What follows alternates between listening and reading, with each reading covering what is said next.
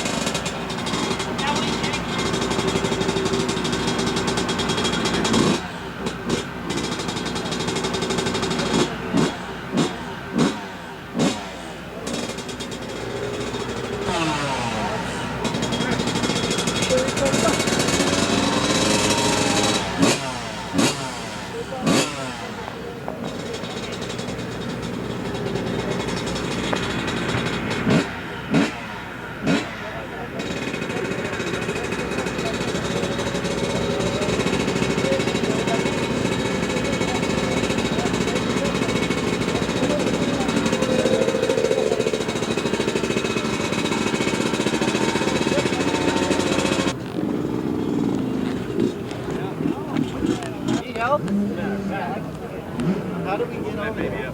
You got single passes the same, right? Number 1. Can we go in?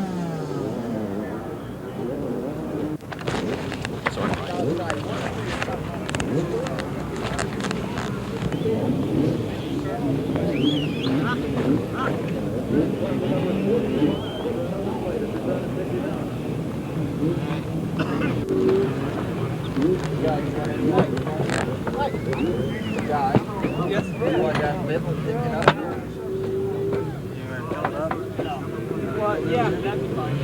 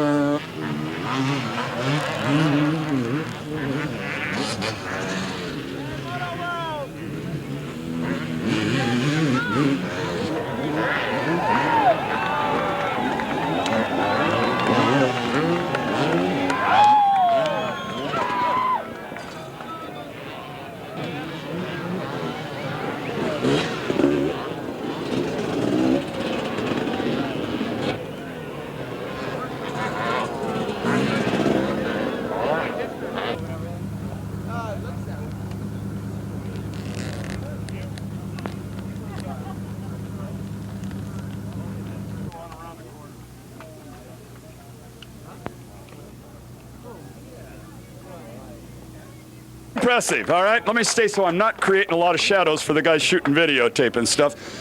Tell me about the first moto now. Well, I almost pulled off the whole shot. I felt pretty fast down the front straightaway, and Jean-Michel Bayle went around the outside of me, and then it was just a race between me and him. Well, actually, Talon Volan was a surprise to all of us.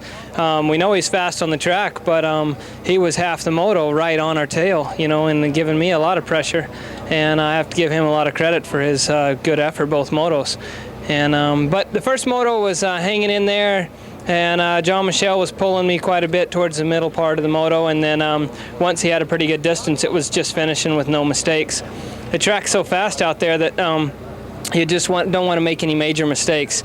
If you know, the 250 class, a lot of people threw it away, but it was getting rougher and rougher. So if there was another moto to be run now, it'd even be trickier because there was holes coming out where you wouldn't even expect it. It'd be a big chug hole or a rock sitting there.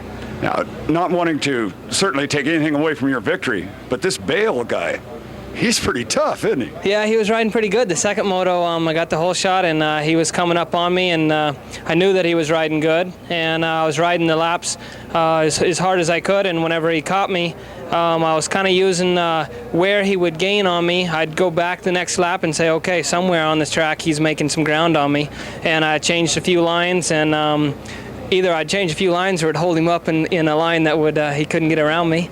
And the last 3 or 4 laps, I really put the gas on. I knew there's only 3 laps to go, and pinned it, and started pulling away. He said that he ran over his foot, so that slacked him up a little bit, but I was happy for that. Yeah, hey, it's not your foot.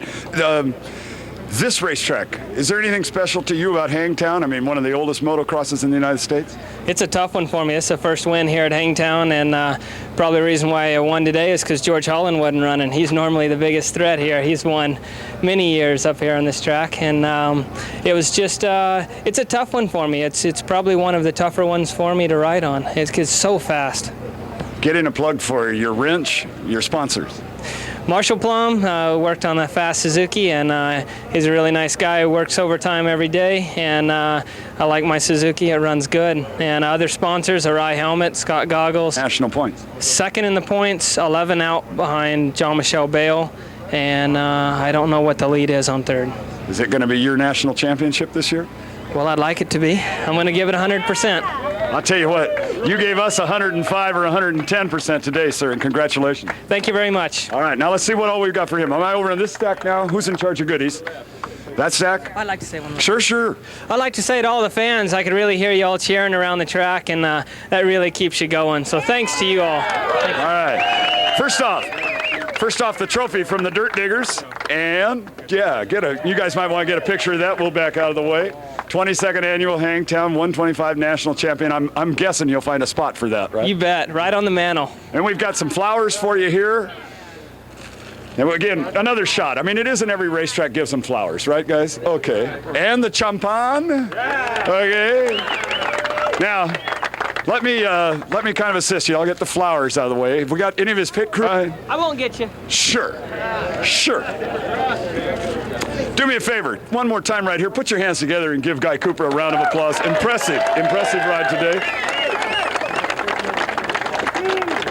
Once again, Guy will remind you that is not your basic low buck champagne.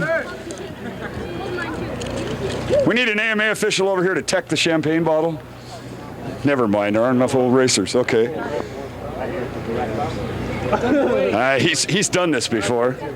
So I'll move over here.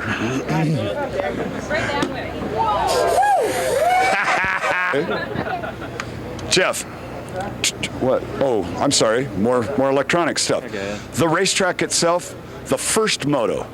Did somebody drill you? Did it happen all by yourself in that first turn when you went down? Tell me about that.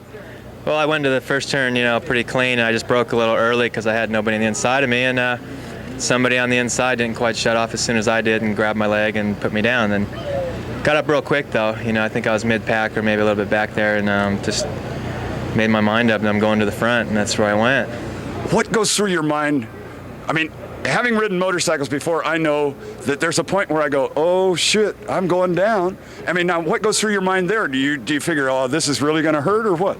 Well, it was, and my leg was getting dragged back, and I was just thinking it was going to come off any second. Either it was going to come off or I was going down, so I had to go down, and And once I got up, you know, it goes through your mind. It's just like, you know, oh, not again. You know, this is not the way I wanted to start the race, and you know, it's going to be a lot of work, and you know, it's just tough. And you know, once I got going though, I saw the leaders weren't that far ahead, and I just decided, you know, that I'm going to try to catch them, and got a good pace going. I had to rest halfway through the race there. I was a little bit winded, and then I regrouped and caught back up. One time you came by here, right in front of this pit area, you took both hands off and like wiggled your fingers. Was your hands getting tingly or what?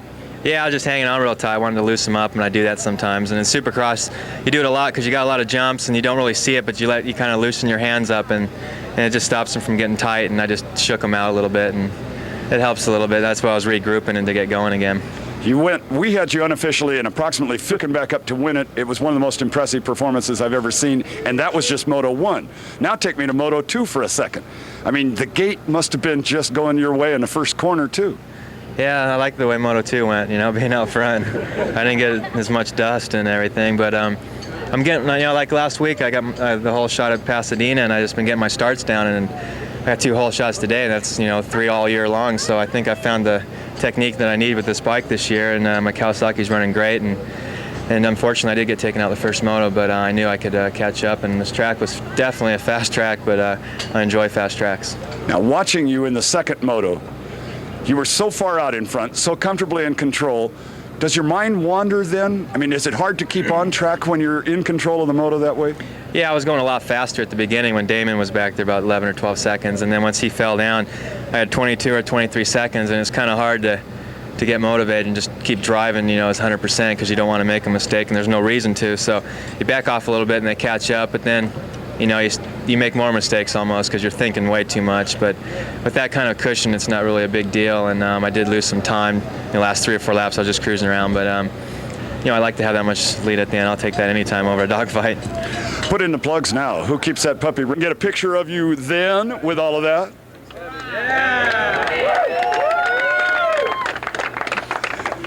And now somehow get those pictures.